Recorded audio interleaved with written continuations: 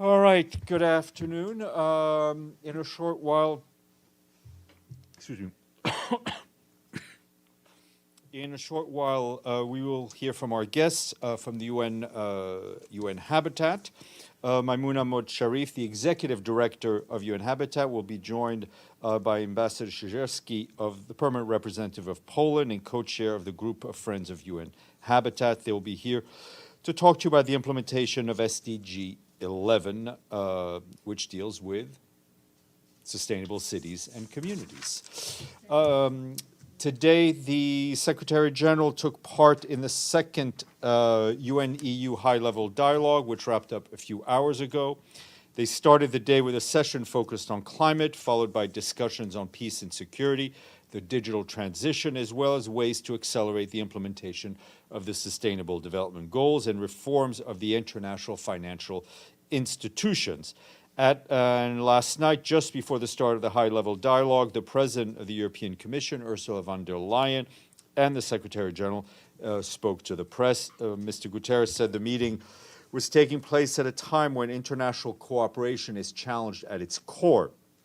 We live in an ever more multipolar world, he added, and the European Union must be an essential pillar of the new global order.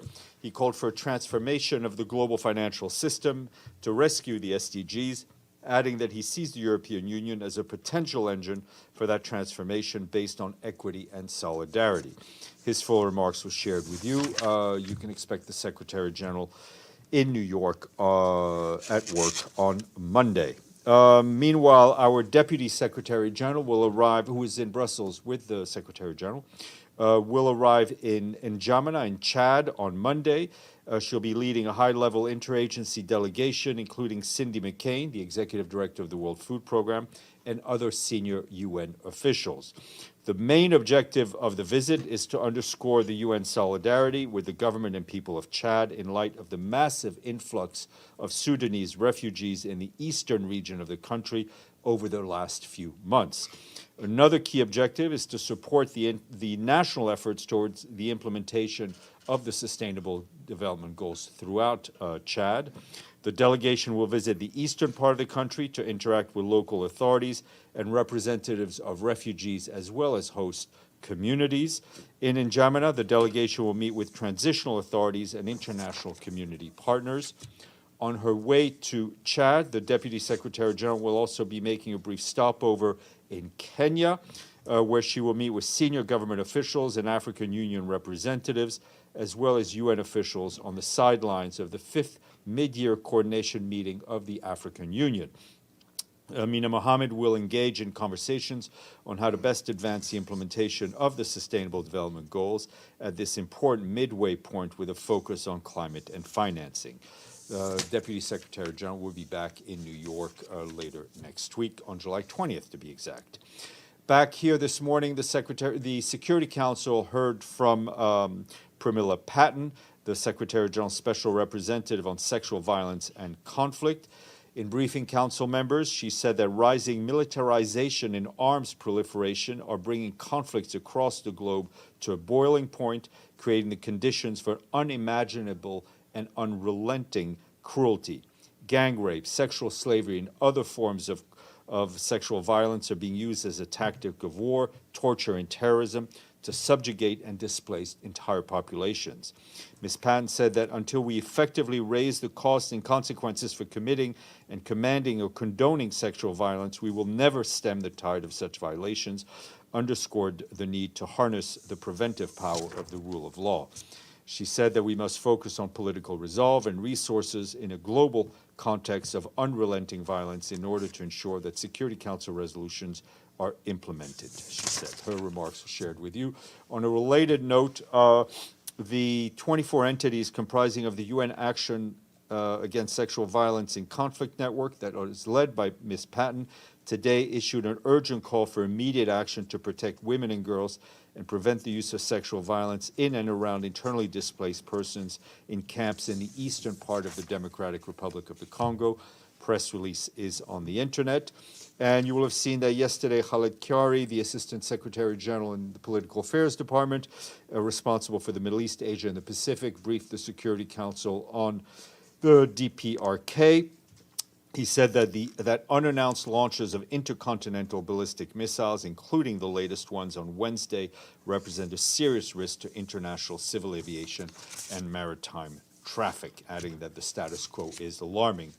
A number of you, not all of you, have been asking me about the letter that was received from the permanent mission of Syria, granting UN permission to use the Bab al-Hawa border crossing to deliver assistance to across the border with Turkey to the northwest of the country. I'll just confirm to you that we did indeed receive the letter. We are continuing to look at it, and we are consulting with a number of partners on this.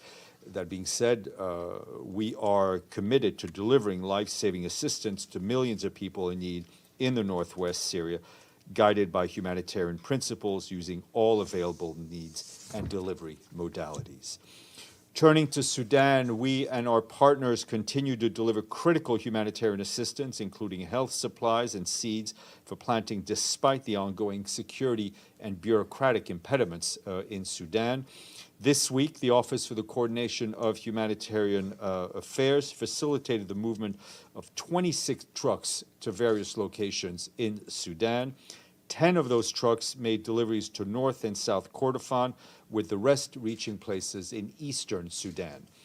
And just to note that tomorrow marks 3 months since the start of this current round of hostilities in Sudan, in which hundreds of people were killed and thousands more injured. We continue to call on all parties to stop the fighting and address all issues through dialogue. Our colleagues in the Coordination of Humanitarian Affairs Office are warning that health care continues to be limited by the ongoing fighting, as well as shortages of supplies, damage or occupation of facilities, and assaults on medical staff. Over the last 3 months, WHO has verified some 50 attacks on healthcare facilities. The lack of access to healthcare in many parts of Sudan is also compounding the growing risk of disease outbreaks. These dangers are particularly acute with the onset of the rainy season. And in the Democratic Republic of the Congo, our peacekeeping colleagues tell us that the Special Representative Bintou Keita is on a visit to the eastern part of the DRC. She met with the governor of North Kivu in Goma with a view towards strengthening partnerships to improve peace and security in the province. Also met yesterday with women's groups in Sake in North Kivu to discuss the continued support of the peacekeeping mission, including in relations to protection of civilians. She visited a youth center where she heard from youth, many of whom are survivors of conflict and sexual violence and are receiving training in entrepreneurship. Today, she traveled to the town of Muningi to meet with women and community representatives at a camp for internally displaced persons to enter into dialogue with them. A couple of depressing, as always, reports. The first one from UNICEF, which said today that the number of children who've lost their lives while attempting to cross the Mediterranean to reach Europe has doubled in the first half of this year compared to the same period last year. UNICEF says this year 289 children have died at sea. This is equivalent to about 11 children dying every week, far beyond what we hear in news headlines. UNICEF says that this nearly doubles the number of children dying at sea compared to last year, which was about 150. In the first 6 months of this year, UNICEF says that 11,600 children made the crossing. Again, that's twice as many as in the same period last year. The agency says these figures from the first 6 months of the year are likely to be underestimated. Many shipwrecks in the central Mediterranean Sea leave no survivors or go unrecorded, making the true number of child casualties practically impossible to verify. And we often talk about what happens when our humanitarian appeals are not fully funded, and today the World Food Programme sounded the alarm by saying that an unprecedented funding crisis is forcing it to significantly scale back its monthly food assistance for 465,000 refugees it supports in Jordan. Those are mostly Syrian. WFP said that starting in August, it will gradually prioritize the poorest families excluding about 50,000 individuals from assistance in order to stretch the monies that that WFP has available. WFP faces a critical funding shortfall of $41 million until the end of this year. Without the necessary funds, WFP will be compelled to reduce response further. And just a reminder that last month, WFP was forced to cut assistance to 2.5 million of the 5.5 people in Syria it supports, and that's also due to funding crises. And our friends at the UN Development Program today launched their policy brief, The Human Cost of Inaction, Poverty, Social Protection, and Debt Servicing, looking at the period from 2020-2023. The policy brief examines the current debt crisis in developing countries by looking at debt servicing, social protection, and poverty. It presents new poverty estimates with a staggering 165 million additional people falling into poverty between 2020 and 2023 as a result of the cumulative crisis. The report proposes a debt poverty pause for developing economies to mitigate shocks and redirect debt service to replenish their fiscal space and support social spending. Yesterday I was asked about Guatemala, and I shared that language with most of you, but just to read into the record, that the Secretary General is closely following developments in Guatemala's elections. He welcomes the certification of the results of the first round. However, he notes with concerns reports of attempts to impact the second round of elections and the growing tensions this is causing despite their certification. He urges all actors to continue their work with responsibility and impartiality in the lead up to the presidential runoff and underscores the right to freely vote to be elected in the democratic process. Tomorrow is which day? Besides the calendar day, it is World Youth Skills Day. In his message, the Secretary General calls to ensure that teachers gain the education and professional development opportunities they need to help young people make the transition from school to the workplace. He recently launched a high-level panel on teaching profession to provide recommendations on how to achieve this. Deji, that I did not know. Deji, and then Amelie. When I was young, I want to be a cook. Anyway. You want to be a cook? Yeah. Look where you are today. Sorry about your life failing. So I got a bunch of questions on the Syrian letter. I'm so sorry because it's a little bit chaotic now. You just said that the UN would continue to look at it and consulting partners. It's been 2 days since the letter said received. Has Bab al-Hawa resumed using? There's been no crossings at Bab al-Hawa with United Nations humanitarian aid. So Syrian government said they decided to grant the mandate to the UN, but yet the UN hasn't started to using. No, as I said, we're consulting with various partners. We're taking a look at the modalities, what exactly was expressed in the letter, and I understand your impatience. We're frankly impatient as well to ramp up our deliveries of humanitarian aid, but these things need to be studied. Carefully. So far, what's the difference of the mechanism of this one comparing to the Security Council resolution one? Well, compare and contrast is your job. I mean, we don't even know, because yesterday we asked the ambassador of the Syrian government, the Syrian government, and they said we should ask the UN about this. Well, so maybe you should have been a ping pong ball. Yeah, because I got so many questions on this. For example, another one.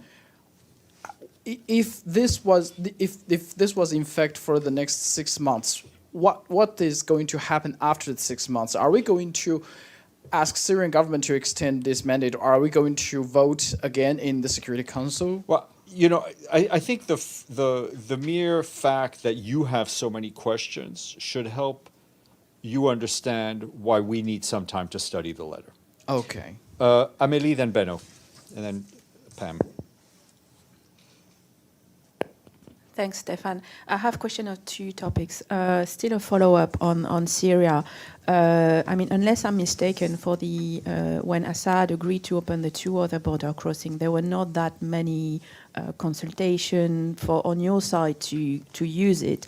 So what issues are you looking at with partners for this one, which are different and make you not using directly? Well, I think, let me throw it back at you as well. I think when that announcement was made, it was pretty clear, and I don't think you had many questions, and so it was a simpler process. This is the letter is being looked at, and I will leave it at that. So on another expiration thing, we are 3 days away from the expiration of the Black Sea Grain Initiative. So can you update us on the negotiations? I mean, are there any plans for meetings, calls, travel? There are, the discussions are being had, WhatsApp messages are being sent, Signal messages are being sent and exchanged. We're also waiting for a response to the letter. If there's an announcement, a clear announcement, one way or another over the weekend, we will have something to say, and you may very well see the Secretary General pop up in that case. That's for your planning, but I don't know anything more than you do. Yeah, Benno. I want to follow up on Syria as well. The UN is emphasizing consistently how important the access is and that food needs to go. Correct. Now you have, in fact, a green light, but you're still consulting with partners. I don't really understand why you could not just let the aid in right now. I think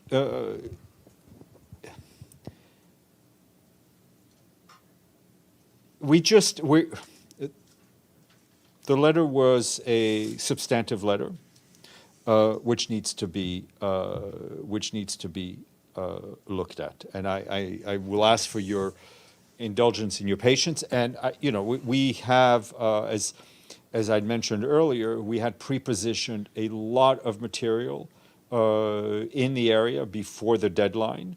So we do have humanitarian aid in place, but obviously we want to get things going as quickly as we can within our, I would say, our philosophy on how to distribute humanitarian aid.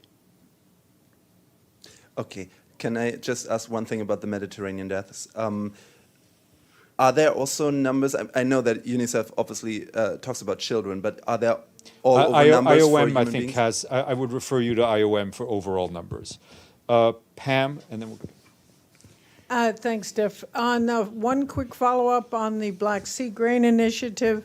Do you expect any meetings or a Monday announcement on whether it is renewed or not? I'm too old to expect anything. Okay. I think we just have to sit and wait. All right. The bigger question is on the Monday meetings of the Security Council and the General Assembly on Ukraine. They're both. Will the Secretary General be participating in one or? I do not believe he will be. Thank you. Hi, Stéphane. Vladimir Kosterev, TASS News Agency. On Bab el-Hava, do you think it will be enough for your plans for humanitarian aid in northwestern Syria? This one crossing, or do you need more? And on Black Sea Grain Initiative, as I can remember, there were no new ships entering Black Sea since 26th of June. Is it still so? No, so the update that we had yesterday, I think, was there were two ships in the corridor. This was yesterday. Two vessels are currently within the initiative. One is loading at Odessa, and the other one is moving towards Istanbul. We still have 29 applications for ships to participate, but no new vessel has been allowed into the corridor since the 27th. As you said, obviously the Joint Coordination Center continues to meet, and ships are inspected and registered when available. Bab al-Hawa. 85% of the aid went through Bab al-Hawa. That's where the infrastructure is. Obviously, we are making great use of the other two crossings, and we hope all this gets clarified over the weekend. Pam, then Deji, and then I'm sorry. A quick follow-up to my follow-up. On Monday, will the Secretary General or someone from the Secretariat be meeting with the foreign ministers who are in town for the Ukraine meeting, either Kuleba from Ukraine? There are a lot of senior officials who are here for the high level for the HLPF. Right. Secretary General will speak at the HLPF at 9 a.m. on Monday. We'll release his schedule for Monday a bit later on today, but he will be meeting a number of the senior government officials. But that includes Ukraine foreign ministers? We will be releasing the schedule Okay. on per Thank you. case basis. Deji. So we have to bring things back to the Bab al-Hawa. Has the UN for these couple of days contacting the Syrian mission on this to clarify this letter? Because I feel like there are some things you say you're trying to figuring out with partners. We are discussing with a number of partners, Including the Syrian mission? We are in discussions with a number of partners on this issue. Hopefully, all will be made clear sooner rather than later. So I can give you clarity. Yes, ma'am. Yes, Donnie. Yes, please. Sorry, go ahead. Is on Syria. Is there concern that if the Secretary General, and forgive the use of word, indulges Assad's offer to facilitate the cross-border channel, then that would inevitably lead to the death of the UN cross-border mandated mechanism? All right. Without following you on your use of words, which are yours and not mine, our guiding principle in Syria and everywhere else is our commitment to delivering humanitarian assistance guided by humanitarian principles of non-interference, of impartiality, etc. That's the only way we can deliver humanitarian aid. Deji, and then we'll go to our guests. Aspartame has been officially designated by WHO as a possible carcinogen, which is actually contains in all those soda, Diet Coke, and I try to block the brand. So any suggestion from the UN, how should people deal with that? Because many countries, they actually rejected this designation. I mean, our suggestion would be to follow the guidance of the World Health Organization. They are the ones who speak for the UN system on issues of health. Okay, I would ask you please to stand by for the, do not open up that soda can in the next few minutes. Please.